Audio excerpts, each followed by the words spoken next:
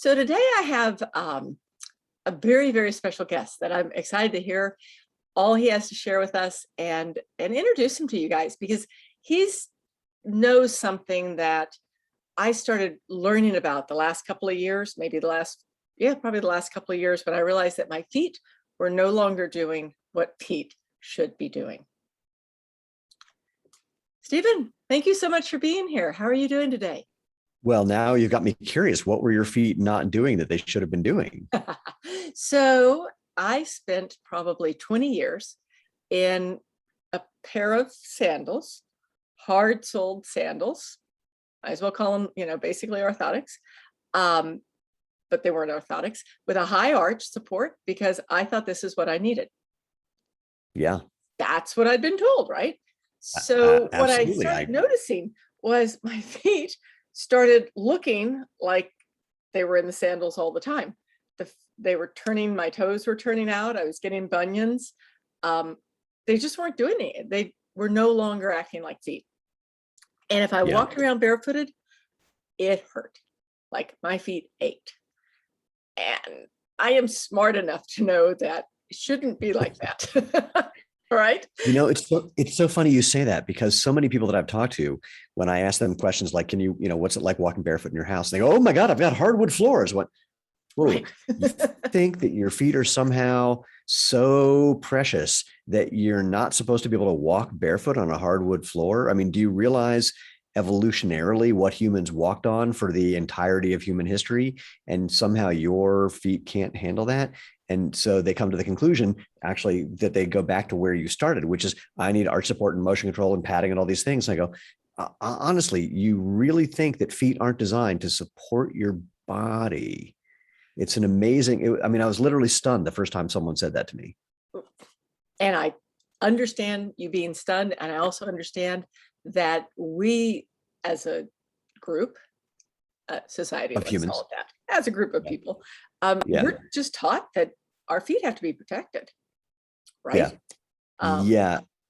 It's an amazing thing that human beings, especially those of us who live mostly in the States, but in Europe as well, but not as much, frankly, that your body functions great, except your feet, which are somehow really badly designed and just need a whole bunch of help, no matter who you are, despite the evidence that if you want to see people who have great feet and where there's no podiatrists, places that don't have indoor plumbing, they're all fine. And like, how come they're fine and we're not? How come in Europe, where people really got the idea of natural movement from a long time ago, they're basically fine? And the answer is really simple. It's, just follow the money. Back in the 70s is when this idea came about, that your feet need all this extra stuff. We can even talk about why. And there was a bunch of people who made a lot of money on that. And now it's been 50 plus years. And once it's more than two generations, it's just common knowledge that what people taught you is true, that your feet can't support you. You need arch support and cushioning and padding and all those things. And I know when I say that, people, often freak out and go, well, I do, because someone told me. It's like, okay, just, I'm not trying to talk you out of your wonderful shoes. You're special. But we can talk about, but not entirely, but we can talk about those amazing shoes and see if after that conversation and asking a few simple questions, it makes sense for you to be wearing those, if maybe your own experience is more valuable than what someone taught you that got you into a product that kept you in that product forever. But anyway, I'm kind of going all No, over the but place with this. I agree. Like, it's interesting to me, because the person who pointed out that my foot was starting to look like my sandal was my husband. And of course, he has no validity. Oh, absolutely not. Yeah. I'm like, what do you know? And then I started looking at it and I was like, well, we're not going to admit anything. But at the same time, and before I got into your shoes, because for everybody listening, these are the shoes I wear and I love them. Oh, well, we may as well say, because we haven't named them. So Xero Shoes, Xero Shoes.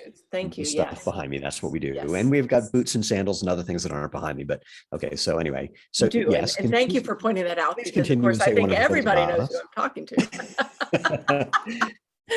And yeah, so it's interesting though, because I slowly came to your shoes by just practicing walking barefoot. and just doing things that I would normally do for the rest of my body to build up. So talk Right. about that, because that's really what your Sure. shoes do, right? That's all. That's exactly what it's about. It's not about footwear. It's about form and strength. And so the simplest thing I can say, boy, you said something that well, anyway, the simplest thing I can say is this: you have a quarter of the bones and joints of your entire body in your feet and ankles. So clearly they're supposed to bend and move and flex. And they do that so that they can balance you and move you. So it's about balance, agility, mobility. If you don't let a joint do its job, well, two things happen. One, it gets weaker if you stabilize it and don't let it move. And the other is other joints need to compensate. So the only other joints are upstream, your ankle, your knee, your hip, and your back. Well, they're just not designed for all those little micro movements in all those different directions. I mean, imagine your knee, which is supposed to go in a straight line, and then you're trying to have it balance you laterally, left and right. It's not wired for that. Your back isn't wired for doing balance at all. So if you're putting the effort there, that can create strain also. So the key thing is about strength. And here's what we know from the research. Now, I say it that way because some people will again say, my experience is, or the 20-year-old kid at the shoe store told me, but here's what the research says. But more importantly, just again, think about this logically. We're going to use some common sense, which is rarely common. Again, if you put any joint in a cast, it gets weaker over time. The research from Katrina Protopapas shows that if you put arch support in the feet of healthy individuals, within 12 weeks, they've lost up to 17% of the size and strength of the muscles in their feet. The question, Whoa. when is weaker better than stronger? The answer Right. is pretty much never. So here's the flip side. The flip side is research from Dr. Sarah Ridge. She showed that if you had people just walking in a truly minimalist shoe, we can talk about what that is in a second, so she had three groups of people: minimalist shoes, foot strengthening exercise program, people doing whatever they were normally doing. These people, of course, never changed. The people doing the foot exercise program for strengthening, of course, their feet got stronger. The part that was really cool, the people just walking in minimalist footwear, their feet got as strong as the people doing the exercise program. And this is, again, not rocket science. It's use it or lose it. So if you don't do anything with your body and you go to the gym, it's like, from it being in the cast, it's going to be weaker. But then, you go to the gym and you actually use those joints, those muscles, ligaments, and tendons that move the joints, and things can get stronger. And this can happen at any age. 90-year-olds who start weightlifting get stronger. They don't become Mr. Olympia, but they get stronger. So the key thing is just use it or lose it. And what makes a truly minimalist shoe is something that lets you do that. So I'm actually going to pull up a regular traditional running shoe for the fun of it. This goes back to where you started. Most people never look at the shape of the shoe, the toe box, the pointy toe box in most shoes, and ask themselves, why am I trying to fit something that's foot shaped, AKA my foot, in something not foot shaped, this pointy thing? And why would it be good to squeeze your toes together? And the question I love to ask is, if you're going to drop and do some push-ups, do you squeeze your fingers together or do you spread them apart? You spread them apart. Right. Yeah, that gives you better balance, agility. Well, not agility for push-ups, but better balance and strength. Well, same thing with your feet. So you need your toes to be able to spread out more instead of being squeezed. So with Xero Shoes, we make a wider foot-shaped toe box, low to the ground for balance and agility, super, super flexible for all those bones and joints I told you about. You can flex them that way too. Really, really lightweight. We've had people say they went to bed still wearing these because they forgot they had them on. They may have passed out drunk. Didn't ask. There's another thing about your feet, and I'll stop ranting in a second. You have more nerve endings in the soles of your feet than anywhere but your fingertips and your lips. That's not an accident. Your feet are sending information first to your spinal cord for reflexes, and then to your brain, so your brain knows how to control the rest of your body efficiently and enjoyably. So the soles we make are thin enough to give you that feedback, but enough protection so that you don't have to worry about what you're stepping on or in so much. But again, to your point, it's all about having that strength, and it's about form. So if you do things like, if you're running, if you overstride, if you land with your foot too far in front of your body, which you can do with a big padded elevated heel shoe. By the way, the padding doesn't reduce impact forces at all. But regardless, if you overstride, you can send a giant spike of force up through your joints, like right through your knees, into your hips, into your back.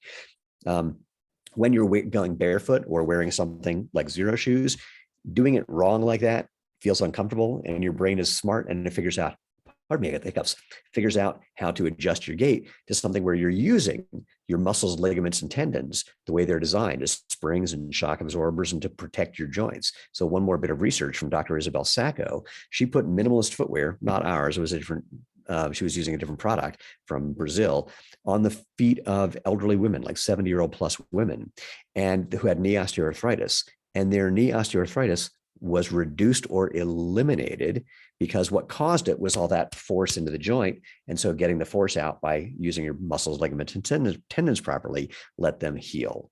And Really? most people think that knee osteoarthritis is just a condition you have to deal with. Not the case. I mean, there may be some cases like that, but often there's animal studies that show if you take a rabbit and you just keep hitting its heel with its leg straight, it'll develop arthritis. Stop hitting its heel, the arthritis goes away. Human beings, in that one case, a lot like rabbits. Yeah, I'd never heard that. That's super interesting. Most people don't know about the research because you might find this hard to believe. The companies that make billions of dollars selling products that look like this don't publish the research saying that they're bad for you. I don't know why. And you know what? Actually, wait, it's not true. Hold on. Want to hear something crazy? Nike came out with a study about a year and a half ago, right before COVID, about a new shoe they developed and how it reduced injury by 52% compared to their best-selling shoe, which was true, except when you look at the numbers, the best-selling shoe, over 30% of the people wearing that shoe got injured during the 12-week study. And in the best-selling, the new shoe, only 15% got injured during a 12-week study. This is Nike saying they may as well have published a study by saying Nike shoes proven to injure you. Wow. That's amazing. Because, if you think about it, one of the things that you hear is that if you run, you're going to get injured, right? It's just a matter of time. And well, yes. Well, pause. Okay. 50% of runners, 80% of marathoners do get injured every year, but they're mostly according to Dr. Irene Davis from Harvard, most of those injuries are coming from what happens when you put on a modern looking running shoe and how that affects your gait and what that does to your joints. Yeah, and actually the way I got to you was 2 points. One of them was a friend of mine who happens to be a super smart, like geek head. She's wearing your shoes one day and I went, whoa, tell me about this. This goes back maybe a year or two ago. And then Kelly Starrett, I was reading his book and that's where I kind of put the two together and I started thinking, okay, I have been doing foot exercises for a while. Yeah. But they weren't getting me where I needed them to go. It's only, exercising is helpful, but it can only do so much. So you're not like when you run, you're putting up to like regular runners put like 3 times their body weight's worth of force into the ground with every step. That sounds crazy, except that your feet are designed to handle that. Your legs are designed to handle that. I'm a Masters All-American sprinter. Sprinters put up to 6 times their body weight into the ground with every step. It's just not a problem. We're able to handle that. But again, we've had people who make a lot of money telling you that's not possible. Wow. Okay. So go back because I happen to know who you are because I did all the, stalking things I needed to do before you came on here. But no one else does. So tell us a little bit. Tell us about you. Tell us about your wife. I mean, I have to tell you guys, whoever's listening, they are too stinking cute together. It just is like, it's ridiculous. I'm like, oh, give me a break, you two. But they are. I gotta tell you, I think my wife is just an utterly beautiful woman, and which I'm tremendously grateful and lucky and wonderful I'm thrilled that she, for whatever reason, decided to hang out with me. The problem, of course, is that means there's a bunch of pictures in the house of the hot chick and the guy standing next to her. So I deal with it. It just happens, right? So tell us how you guys started this company.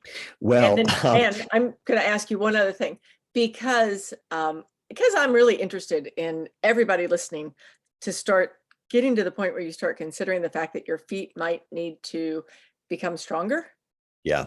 Tell them about your injuries and what's happened since. Sure. Well, I'm going to back up and just give people a thing to remember. Like, remember being a kid on a warm summer day and you'd run outside and you'd kick off your shoes and you'd feel the grass between your toes or the sand if you're at the beach, or maybe the water around you if you're at a lake or at the beach again. And you'd stay out playing all day, running around, just having fun. And no one ever complained. No one ever said, oh my God, I got to get home and put an orthotic in my bare feet. We stayed out until our parents begged us, dragged us to come home because we couldn't even see our hands hand in front of our face or the ball we're trying to kick. We never had a problem then. And so all I'm saying is you can have that same experience, that same kind of fun at any age. Now, I was not having that same kind of fun when I got back into running when I was 45, got back into sprinting and was getting every injury you could imagine for the next 2 years. I was pulling calf muscles and hamstrings, and my knee was hurting, my hip was hurting. I mean, just a whole bunch of things. And finally, a friend of mine suggested I try running barefoot. And I'm not saying people have to do this, I'm just telling what happened to me. And he says, see what you learn. This is a world champion runner. And that first barefoot run, now, again, I'm a sprinter.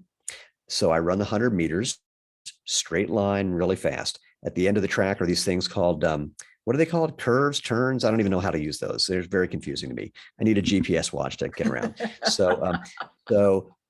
And I'd never run more than a mile of my own volition and did not like that when I did it. So this first barefoot run, though, was so entrancing, just feeling my feet on the ground and different surfaces, grass and rocks and trails and bridges and, I mean, you name it. And I kept experimenting with my gait because I was just so curious about what would make it feel better or worse. I tried to do things that made it feel worse just to understand what those were. And at the end of this run, I said to someone who had a GPS watch on, so how far was that? She goes, that was a little over 5K. And it's like, sorry, what? I had no idea. And I could have kept going, but as a group, we all just decided to stop. And so that was fascinating. It was also fascinating. I got a big blister on the ball of my left foot. And I know many people in that situation would go, see, this doesn't work. I got a blister. But for whatever reason, I went, hey, how come my right foot's fine?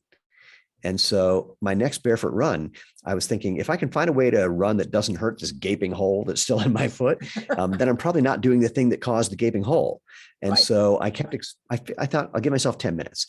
9 minutes and 30 seconds of agony later, I couldn't wait to get to the end of the run and just, stop because it was so painful. But then at that last moment, everything changed. My gait changed. I stopped overstriding and pointing my toes. I stopped, my core got a little more engaged. My hips got over my heels. My shoulders got over my hips. My head got over my shoulders.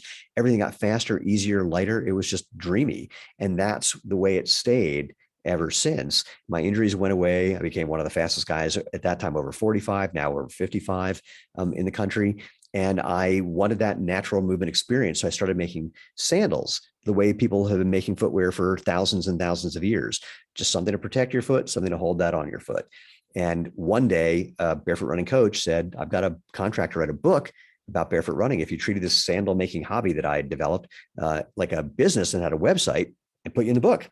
So I rush home. I pitch this incredible opportunity to my wife, Lena, who assures me that I'm a complete idiot and it's a bad idea that won't make any money. And it's a waste of time and a distraction from other things that we need to do. And I'm a good husband. So I agreed with her and said I wouldn't do it. And then I'm a typical husband. And after she went to bed, I built a website. And to my wife's credit and to her brilliance, once we realized this was going to be like a real thing, she realized that she needed to come in and take over the finances and operations of things because that's what she's great at. And it's something I don't like doing. And so we started the company just shy of 12 years ago. And we thought maybe it would be a car payment, maybe we'd be doing this for a couple of years. And here we are almost 12 years later, having helped almost 1 million people discover the comfort, the fun, and the benefits of natural movement. It's amazing. And actually, I have to say this, on your website, you have something like 38,000 or 58,000 gold 5-star reviews. It's crazy. Crazy. I mean, it is crazy, quite frankly. And then I watched your video of Shark Tank. Oh, yeah. I fell over laughing. Like, if you haven't seen this video, which obviously I'm sure no one listening has seen it yet, Steven and Lena just basically turned down the offer at the end and said, no, I think we can do better ourselves. And you have. Yeah, we have. I'll tell you something funny. I mean, we turned down a $400,000 offer and a lot of people told us we were insane, but we knew that the value of the company was much higher and we knew that we could take it there without Kevin. I'll say two things. This is perhaps one of the bigger disagreements that my wife and I continue to have to this day. I remember her saying something on Shark Tank. It didn't air. I remember her saying something that she doesn't remember saying. So maybe she did, maybe she didn't. I don't know, but I like my story better, so I'll tell it.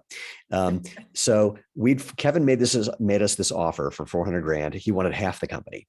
And we were like, like, no. And Lena asked him, so are you bringing anything to the table other than money? And he says, well, I'm a smart businessman. I've got a big Rolodex. And I remember her saying, so nothing. Oh, which is perfect. But we're repeatedly listed as one of the most successful post Shark Tank companies, despite not having made a deal. And we're really grateful that it's happened this way. oh yeah, I can imagine. Like I was thinking that too. I thought you guys got very lucky sticking to your guns on that one.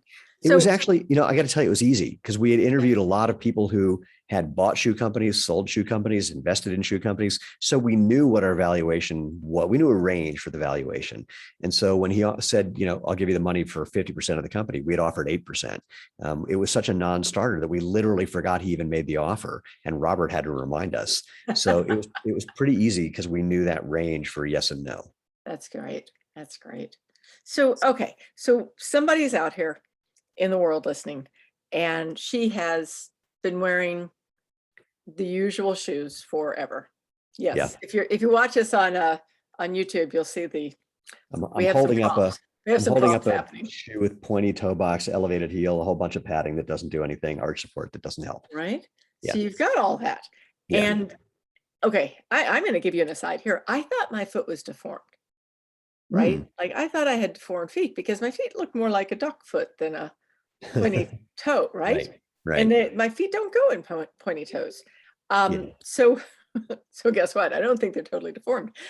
What would you say? I mean, I know what I did to get to the point now where I can go relatively far. So it And sounds like you started out just kind of working your way in. Did I get it right? I did. I started out wearing like basically Vibrams around the house because I was still in that point where my feet hurt when I walked around the house. So I got some basically very, very thin little 5-toed slippers, wore them around the house until my feet no longer I imagine hurt. also you wore them around the house because you didn't want to go outside and look like a goofy gorilla. Oh no. Then I bought some for outside. Because we don't do the outside shoes inside. So There you I was go. running around and they're orange, so no one could miss them. Oh, there you go.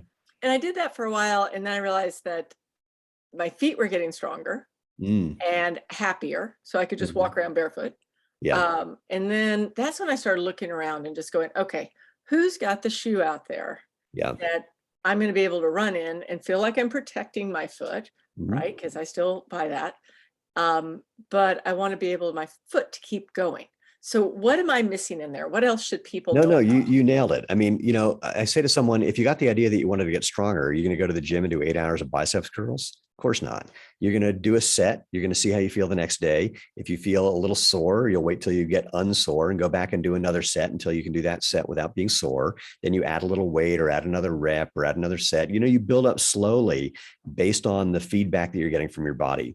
If you feel like you hurt something, you A, rest till you feel better, and B, kind of take a look and see if there's something that I'm doing with the form that led to being hurt. Can I get someone to take a look if I need to? Can I watch this on video, or can I just feel it and see if there's something that I can identify that led to that weird little something, and then find a new way of doing it? Maybe if you're doing that bicep curl, you had your elbow too far out in front of you or too much to the side, or, there's something that you were doing. And same thing with getting used to getting back to natural movement. I also recommend people walking around barefoot, just like go to the mailbox and back, walk on surfaces that aren't super smooth and super pleasant, just to give you that feedback to wake up the neural pathways between your feet and your brain. Because if you don't give your brain the stimulation it's looking for, it does a thing called de-differentiating. Literally, separate parts merge together. There's a doctor named Mike Merzenich who talked about this in a book called The Brain That Changes Itself. So if you haven't been letting your feet get stimulated and send that information to your brain for a while, it can take a little bit of time just to kind of wake your brain up and have it re-differentiate and start working properly. And so one way of doing that is like walking on like pea gravel or some grass because you're getting different sensations from the grass, but not where it's, like a putting green level kind of smooth. Right. I mean, smooth is fun. I walk around barefoot a lot. I was in Costco yesterday barefoot, which I usually am. If I'm wearing shoes, I wear mismatched colors so people notice. I was in Costco a little while ago. I'm at the pharmacist, and a guy behind me goes, "Hey, your shoes don't match." And the pharmacist says, "He's wearing shoes?" So they know me there. So that, it's a super smooth surface, which is really fun, but it's not as enjoyable as actually feeling things like the sidewalk and the parking lot on the way in and out is much more interesting, even though it's not as comfortable. It just makes your brain wake up. And so I sort of enjoy that. So just, build up slowly over time based on the feedback you get. Now, I will say the one caveat. The problem that we as humans have is we don't know we did too much too soon until we've done a little too much too soon. It's to be expected. No harm, no foul, not a problem. Again, just rest, start again. Now, I've got to get to that point without having a problem, and then I can expand from there. That's great. And I had no idea about the brain, the whole piece of the brain. Oh, it's wild. Coming back together. I have to read that book. Well, yeah, like here's an example. If you taped your first two fingers together, after a while, your brain map would de-differentiate and it would act like you only have one finger. And it would feel like you only have one finger. If you remove the tape, you'll only be able to move both of them as if it was one. And it takes a while of getting some stimulation till your brain goes, oh, yeah, right. I'm going to go back to the way it's supposed to be. So it's totally fascinating. That is. Yeah, I mean, when it comes to brain body function, I am blown away consistently all the time. So what else should I be asking you so that people have some ideas of how they might look at this? I mean, we talked about starting this like slowly and simply, and the reason being simply is that if your feet were 25%, is that what you said? 25% of your quarter of the bones and joints of your whole body in your feet and ankles. Wow. It seems impossible. I know when I say that, people like it blows their mind. Wait, I'm going to grab, hold on. I'm grabbing a foot skeleton. So, you look at this and you realize if you think about your leg from the ankle up, you've got two bones below your knee. You've got your patella in your knee. You've got your thigh bone. So that's, four. So if you want four in your foot, you just need the first, well, actually you've got five in the first two joints of your big toe and your second toe. So we've already beat your leg with just the joints in your big toe and your second toe. And so, you keep working the math and you're going to find there's way more bones and joints in here than there are everywhere else. Interesting. Yeah. And you don't think about it because your feet are just these little things down there that you put cute shoes on and that's that. So, okay. Yeah, so well, the other thing I'm going to think of again is just, oh boy, one of the things that I know is that if I tell somebody something that they disagree with, by just trying to give them the information that they have something incorrect, it doesn't help. Human beings, we all are wired in a particular way. And again, this is brain 101. We're not wired to rethink everything that we believe because that would take too much energy and time and we'd eventually get eaten by somebody. Yeah. Right. So we lock into a belief and then we lock into it. That's the way our brains are wired. So if I've said anything that someone thinks, well, not me, I'm a special little snowflake. And that was kind of rude to say it that way, but you get the point. We are all snowflakes. We are special little snowflakes. So except for the parts that are exactly alike, we're made of water and we have angles. So, and we fall to the ground. Anyway, the point being that if I've said anything that you disagree with, totally cool. I'm just going to suggest, investigate and see what you find. But I'd also encourage people to think about things that are like why and how you learned the things you learned. Like if you learn something from a guy selling you shoes, and I know I'm a guy selling shoes, then he's telling you something that he probably learned from the people who were trying to sell those shoes. I actually don't have to talk about Xero Shoes at all. It'd be better if I didn't have anything to do with this company because everything I'm saying is independent of Xero Shoes. So here's an example. Like think about baby feet, and we all love baby feet. I mean, they're cute and you want to nibble them and tickle them and they, watch them scrunch around. There are those things attached to their pudgy little legs. They're great. Now think about babies starting to walk. So clearly, it doesn't make sense to squeeze their toes together. It doesn't make sense to lift up their heel, which changes their posture and their balance. It doesn't make sense to put something rigid under their foot so all those little bones and joints can't move, or something thick enough that they can't feel the ground and get those sensations that tell their brain how to help move the rest of their body, because walking is not just in your feet, it's your whole body. So if you would never do that to a baby, why would you do that to yourself? When you get a shoe that squeezes your toes, elevates your heel, doesn't let you feel, doesn't let you move, and even more, wears out really fast because, you know, they say that you have to replace running shoes every 300 to 500 miles. And that's only because they designed them so that the rubber at the bottom wears out about the same time the foam wears out. Right. So, you know, why would you do that? And if it doesn't make sense, then investigate and see what you discover. You know, play around, take off your shoes and just for a little bit every day and just see what you find. And if that's problematic, you know, give us a ring. We can tell you how to make that easy. Great. Great. And yes, thank you, because I love helping people try new things, but it's so Mhm. much better when someone who's actually been doing this for a very long time can talk about it, because that is brilliant. Yeah. Well, honestly, the thing that's most valuable is not me saying anything. It's people like you who've had an experience sharing your experience with other people. And happily, that's what's grown our business primarily, is just word of mouth. And exactly like you described, someone seeing somebody wearing Xero shoes and either saying, "Hey, what are those?" or "Hey, were those on Shark Tank?" And then the conversation begins, and people will share their own experience. And some people will respond, and some people won't. That's totally fine. But I think of it like, if you remember, when Audi came out with the Audi TT a number of years ago, it was a weird bubbly looking car. It just looked Oh, yeah. weird. Or like I can't remember the cars that are kind of SUVs, except they're just like, they look like boxes on wheels. It just looks like weird.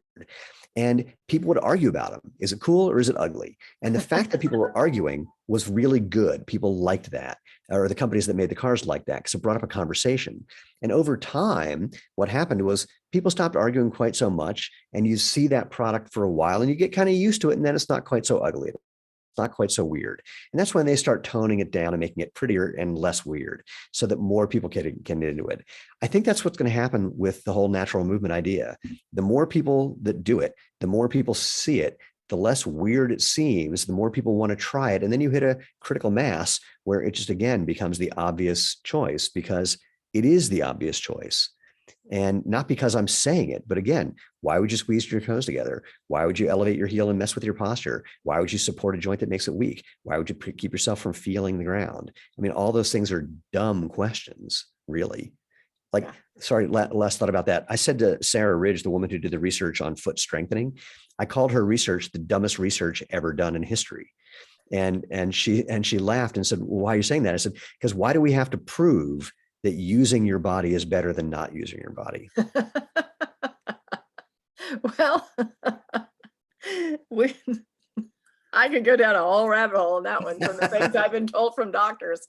Well, Yeah, just stop doing it. right. If If you it hurts. if you were in a car accident and had whiplash and the doctor put you in a neck brace, you would think that the idea was you're going to use that to heal for a little while and eventually start working on some mobility and some strengthening until you can get rid of it. If the doctor said to you, "You're going to have to wear that for the rest of your life," you'd look at him like he was insane. But when you go to a shoe store or go to a doctor who makes money by selling you orthotics, and they say, "Well, we're going to support your foot for the rest of your life," why don't we think that's equally insane? And it's only because we've had 50 years of people saying that you need to do this, that we all seem to believe it. Like, it's like the boy who cried wolf. You know, the doctors and people keep saying the same stuff. You need more cushioning, you need more padding, you need more support. It hasn't helped people. And yet every time they come out with their new support and their new padding, you know, we run to it again. And never do those companies say, "By the way, sorry about that crap we've been selling for the last 5 years." Right, your feet can get stronger. Oh, it is so true. Well, thank you. Thank you so much Oh my for being gosh, my here. pleasure. Anything else you'd like to add before we sign off today? You can't. No, if any of this was at all intriguing, you know, just check us out at Xero Shoes, Xero Shoes.com, or if you're on social media at Xero Shoes or /Xero Shoes, wherever you happen to at or slash. And oh, I have a podcast where I talk about all this stuff called The Movement, and it's at www.jointhemovementmovement.com. And there's no Oh, cost or brilliant. obligation to join anything. Yeah, Brilliant. Yes. And we will put all of this in the show notes. I'll thank make you. sure the movement, that's funny. And Well, it's because we're creating a movement about natural movement. you know, it's actually something I say all the time, is that Oh, I love it. I've got a movement teaching women to start moving. So yes, Brilliant. it's so true though. It's so Brilliant. true, because we are told, I'm writing an article right now before we jumped on here, that we're told to stop. And Makes no sense. there's just time you just have to stop, because that's just that. I got to tell you, as a master sprinter, I mean, I'm 59, I'm going to be 60 in 10 months. I don't know why 10 months makes sense, but anyway, getting close to 60. It's annoying. I'm now at an age where I'm an inspiration to people.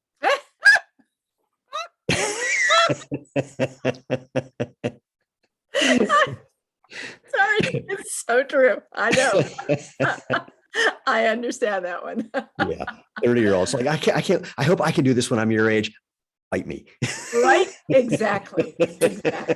Yeah, I got the oh, you have nice teeth for your age from the dental hygienist the other day. I'm like, seriously? Oh man. Whatever. Yeah, we gotta teach people to stop adding the "for your age" to any Right? sentence. Yeah, That is so true. Well, thank you, Stephen, so much for being pleasure. here. And you'll be able to find everything we talked about in the show notes.